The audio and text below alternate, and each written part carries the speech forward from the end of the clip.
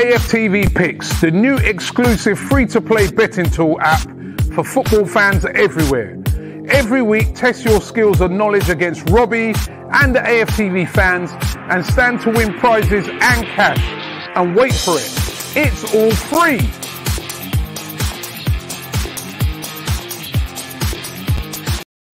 Hi and welcome along to AFTV Transfer Daily, the show that keeps you up to date with players that have been linked with a January transfer move to Arsenal. Brought to you today by AFTV Picks. Don't forget, we've got a game on tomorrow, of course, against Crystal Palace, and there's that AFTV Picks all around the Palace game. Take me on, free to enter. The link is in the description, and you can win yourself £1,000. All right, so the link is in the description if you want to get involved in that. Just simple things. How many goals do you think Lacazette will score? Things like that. The link is in the description. Free. Have to be over 18 though, right? Remember that. And of course, looking forward to that game tomorrow. I had United fans on my case last night, man. They were all messaging me. You know, one of them sent me a video of the tune Rising to the Top. Oh, God, man, I'll tell you, they were insufferable. But we can't worry about them. They're top of the league. And what they showed, actually, United, is that if you can go on a run, right? You know, remember at the start of the season, they started very poorly, but they've been on a brilliant run, and now they're top of the league. And this is what this crazy season is like. If you can get yourself on a good run, you can really move up the table fast. So really important game against Crystal Palace for Arsenal. And good news is that Partey should be fit for the game. So I don't know if he'll start or not, but he should play some part in the game. And the other bit of good news is that Gabriel Martinelli is not going to be out for months and months and months, which what we feared when we saw him go down in that injury before the game the other day. He's only going to be out, he'll probably miss the Palace game, but be fit for the Newcastle game. So that's such good news, trust me, because he's a very, very important player. Now, yesterday, or should I say last night, on the show in Transfer Daily Extra, we had Fabrizio Romano. Brilliant as usual. If you haven't seen the show yet, I highly recommend you catch up with that show. There'll be a link in the card section for you to click onto there if you want to check that out. We spoke about all the players that have been getting linked up with Arsenal at the moment. There were some key takeaways in there. I mean, we spoke about Emery Buendia, who, of course, has been a player that's been linked with Arsenal right throughout this January transfer window. And I asked Fabrizio Romano, of course, who's an expert on transfers, is there anything in this? Are Arsenal really interested in trying to sign Buendia? And he said to me, yes, they are interested. And he said, do not discount Arsenal making a late move to try and get Buendia before the transfer window ends. Excuse me. He said, basically, that this window is like no other. And this window is going to be a window where a lot of clubs are going to move late in the transfer window. And he said that he would not be surprised from what he's hearing that Arsenal make a late move for Buendia before the transfer window closes. And that a lot of clubs move late because there's just a shortage of money around at the moment. Another one of the ones that he spoke about was Isco. Now, he's a big fan of Isco, Fabrizio Romano. He was saying that, you know, he's highly rated. He's still a player of the highest quality that could do a great job at Arsenal, he felt. And he was like, you know, if he's available on loan again, he could see Arsenal possibly making a move for him. He is available, he said, because he goes, Real Madrid right now, I've got big financial troubles. He said, you know, he goes, it's unusual at the moment. Clubs like Real Madrid, Barcelona, even Bayern Munich, he's going, they can't afford to buy no one at the moment because they've just financially hamstrung because of what's been going on this season, you know, with the whole coronavirus crisis and, you know, the fact that there's been this big lockdown. So he says that Isco is still somebody that Arsenal could possibly move for and would be available if Arsenal really wanted to get him. So, again, I found that quite interesting. And as I said, highly recommend you check out the interview. We also spoke about Balogun. This was really interesting, the information that he gave us on Balogun. Basically saying, again, on Balogun, that following Balogun does not want to leave Arsenal. He wants to stay at Arsenal, does not want to leave. However, he wants to play football. He wants game time. He doesn't want to be just here sitting on the bench or playing in the under-23s. He's got over 15 clubs that are interested in signing him. But he wants to stay and be part of the Arsenal project. But if he's not getting regular game time and he can't be guaranteed that, then he's going to have to go elsewhere. And this is the conundrum that Arsenal are facing right now. Look how many strikers we got. Aubameyang, I saw Aubameyang speaking today about how, you know, he's been off form this season, but he's feeling like he's turned the corner and that he's, you know, the best is yet to come. You've got Lacazette, who's playing well at the moment. You can't drop him at the moment, can you? Then you've got Martinelli's about to come back into the fold. You've got, you know, Eddie Nketiah. Balogun wants to be in the mix. Balogun wants to be playing, but he's not at the moment. He didn't figure at the weekend in the FA Cup games. And basically, I think what Fabrizio Romano was saying, that if he doesn't play, he's going to leave. And as I spoke about this a couple of weeks ago when it was about a week ago, and I said it's very reminiscent of the situation that we had with Serge Gnabry, where Gnabry was like, I want to play, and I want to play week in, week out. I want to play regularly or I'm going to have to leave. And Arsenal couldn't guarantee him that at the time. He left, and the rest is history. Now he's one of the best players in the world at Bayern Munich, and he's won everything.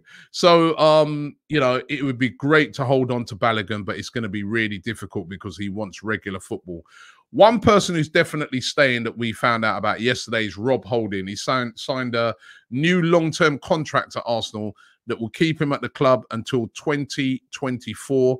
Arsenal have an option on that contract as well to extend it by a year as well. So Rob Holding has been rewarded for being consistent this season. He's been a regular. He's really liked by the manager. The manager speaking the other day about how he sees Rob Holding as a real leader in the team. I'm pleased for Rob Holding. I remember when he first signed for Arsenal.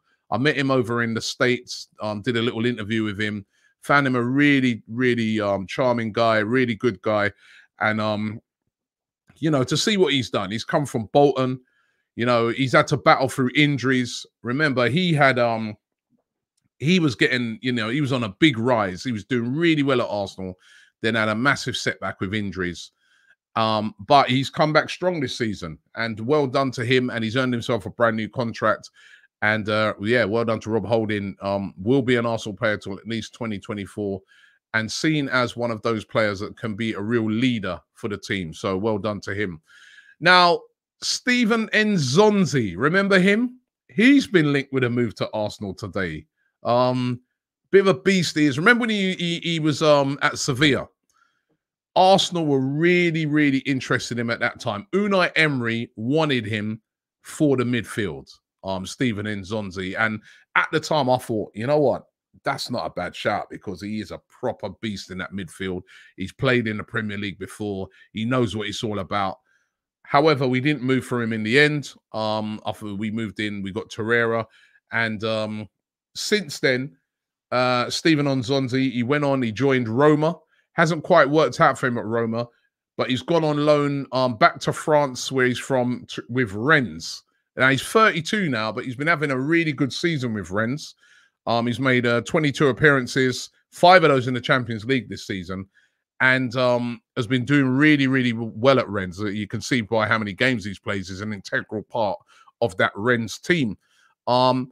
It's said that Roma are maybe willing to cancel his contract, right? Which would then make him a free agent. Now, of course, it could be that he then decides to stay at Rennes and negotiate something with Rennes, but it does make him available. And a move back to the Premier League would be very tempting for Nzonzi, and Arsenal said to be interested in him. We know that that is still a problem area. That defensive midfield part of the part for Arsenal is still a problem for Arsenal. Could they move for Steven Nzonzi? Would you have Steven Nzonzi, or has that boat sailed? As I said, he's 32 now, so again, another player knocking on. But then sometimes you need a bit of those experienced players with, you know, the youngsters, and he certainly would bring that, and certainly bring that edge to that midfield. So what do you reckon? Steven Nzonzi? What do you reckon about this one? Ericsson. He's getting linked with a move to Arsenal today. Of course, he's available. Inter Milan, he's surplus the requirements there. Conte doesn't really fancy him. He doesn't fit the profile of player that they're looking for. It's crazy because they only just signed him last season, and they are looking to move him on. And he is available. He could be available even possibly on a loan deal. Fabrizio Romano saying yesterday that really Inter Milan want to sell him, you know, to free up funds so that it can get other targets. Because again, another team that's overspent, but it probably could be a loan move. Now, would you take Ericsson at Arsenal? This is I know yesterday I put the Diego Costa one to you guys. That was a bit of a conundrum. And said about would you have Diego Costa? Well, the one today I'm asking you about is Erickson. Of course, as we know, former Tottenham player, right? So that always puts people off. But let's just look at, remember, when he was in the Premier League, he was I know not necessarily in the last season, but he was a good player at Tottenham. He was a very creative player.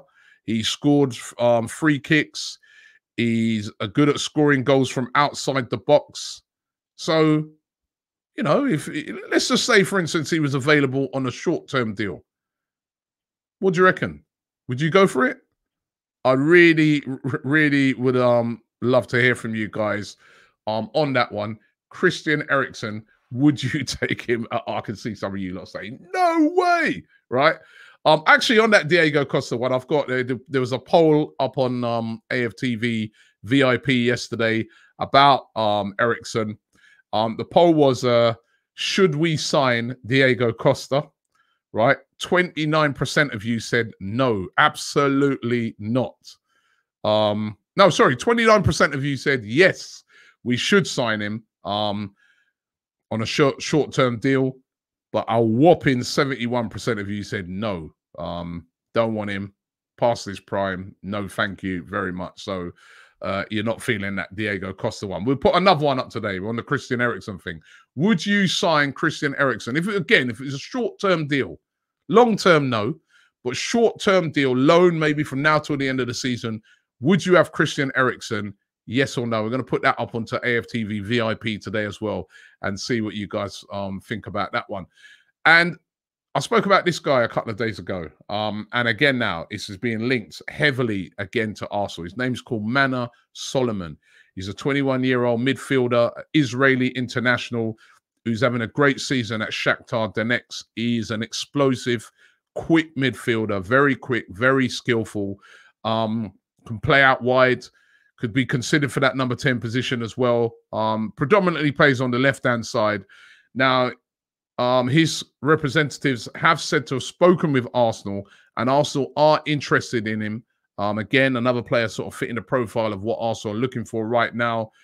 And they're said to be in talks with his representatives. However, it's looking more like something that could happen in the summer rather than it being a deal that would take place in this January transfer window. But Arsenal are interested in Manna Solomon, the 21-year-old. And I'll tell you what, this summer is going to be really exciting to see who Arsenal bring in because, you know, there's going to be a lot of players off that wage bill.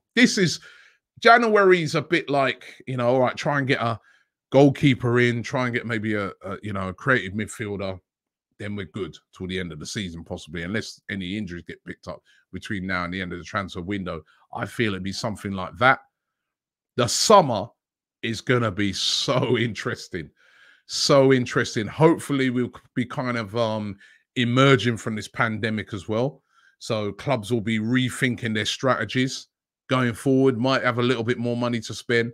And in Arsenal's case, so many players, you know, the deadwood, let's be real, coming off of the wage bill. It's going to be an exciting summer, but I think it's going to be more of a conservative January. But let's wait and see what happens. There's still a couple of weeks to go. Thanks for watching the show today. Don't forget, we'll be back tonight with Transfer Daily Extra. We've also got, going to be looking at the Crystal Palace game, which takes place tomorrow. We've got a Crystal Palace fan coming on as well to preview it.